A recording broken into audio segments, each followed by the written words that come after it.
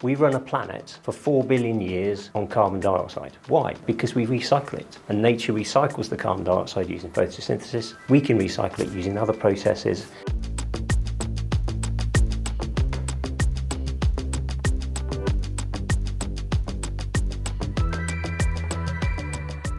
If you just look at them as carbon units, instead of looking at them as waste, you can change those and you can turn them into something which is usable. That then displaces fossil fuel, so we don't have to take it out of the ground anymore.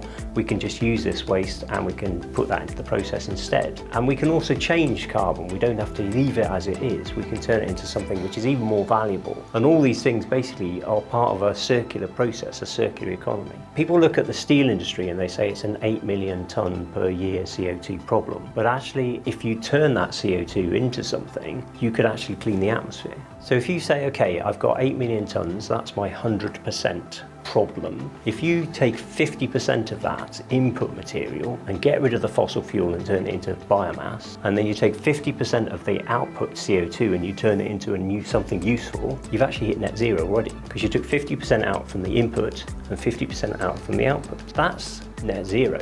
What I'm really excited about is actually when you take 51% of the fossil fuel of the input out and 51% of the output out, then you're 2% net positive, and you're actually using the steel industry to clean the atmosphere. That's how nature would look at this problem, actually as a solution to its own problem itself.